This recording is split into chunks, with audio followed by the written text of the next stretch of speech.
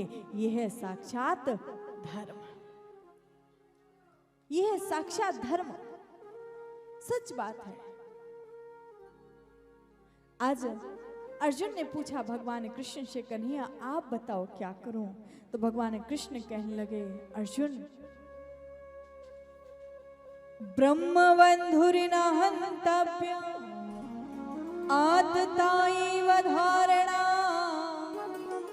मयैवो भयमाम्यनातं परिपायन शासना।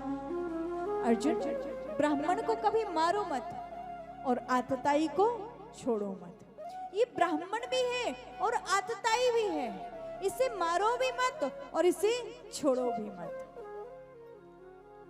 जैसे ही कहा, अर्जुन बात को समझ गए। इसके मस्तक पर एक मणि थी, मणि को निकलवाया, आधी दाढ़ी मूछ मुड़वा करके इसको अपमानित करके वहां से निकाल दिया। कहते हैं किसी प्रतिष्ठावान व्यक्ति का यदि अपमान हो जाए, उसकी बेइज्जती हो जाए, तो वही उसकी मृत्यु के समान होती है। लेकिन अश्वत्थामा को पांडवों का शुक्रगुजार होना चाहिए कि काम तो किया था मृत्यु दंड का, पर इसको प्राण दान मिल गया। पर अश्वत्थामा के मन में ईर्ष्या आ गई। ये सोचने लगा कि अब पांडवों के वंश में कोई पानी देने वाला भी नहीं छोड़ूंगा मैं। इसने क्या किया?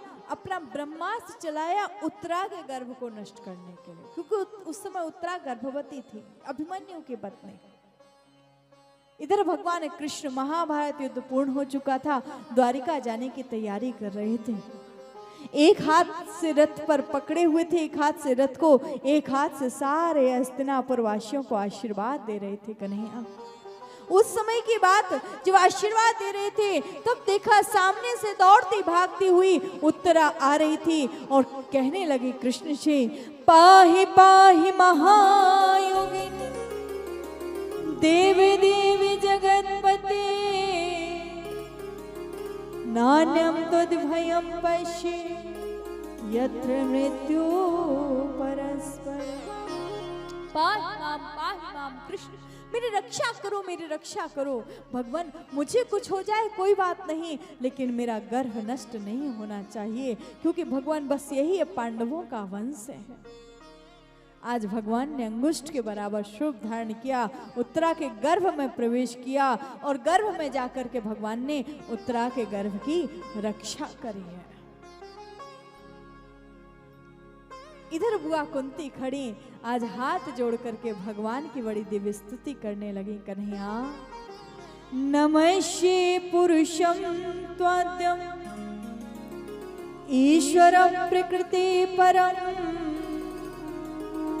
अलक्ष्यं सर्वभूतानां अंतर्बहिरवस्थितम्। नमः पंकजनाभाय नमः पंकजमालिने नमः पंकजनेत्राय नमस्ते पंकजांगे। बुआ कुंती बड़ी दिव्य स्तुति करी कन्हैया की। भगवान बोले, बुआ ये कहाँ है, तू कर कहाँ रही है? बुआ बोली, लाला अच्छी तरीका से तुमको जानू, तुम काहू से भी कच्छू भी नातो बना लो। कृष्ण, तुम मुझे बुआ कह रहे हो, काहू को बुआ बना लो, काहू को बहन बना लो, लेकिन हम जानते हैं कि तुम भगवान हो। सच में तो तुम भगवान हो।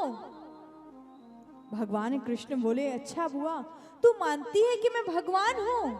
बोले, हाँ कन्हैया। भगवान बोले, तो फिर बुआ तू कुछ मांग लेना।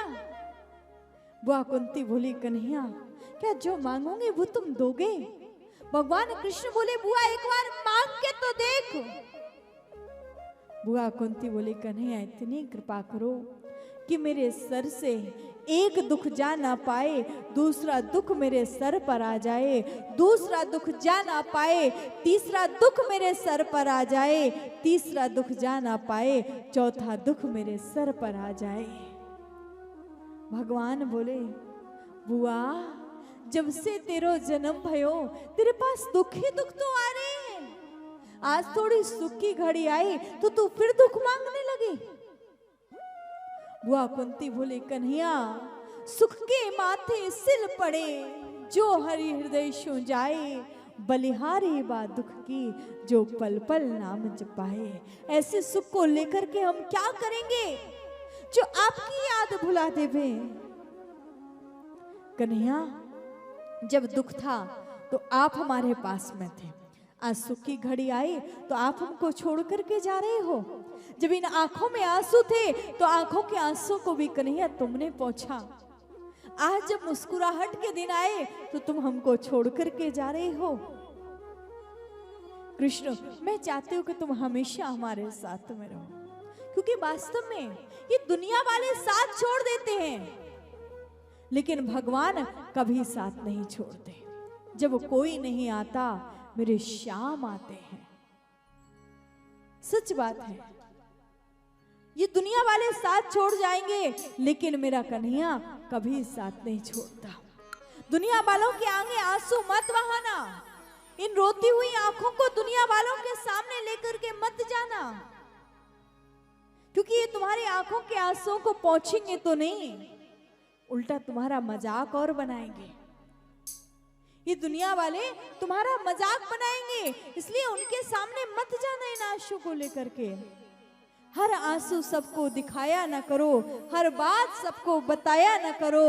लोग मुट्ठी में नमक लिए घूमते हैं, हर जख्म सबको दिखाया न करो, हर जख्म सबको दिखाया न करो। मेरे कन्हैया वो तुम्हारी आंखों के आंसुओं को पहुंचे।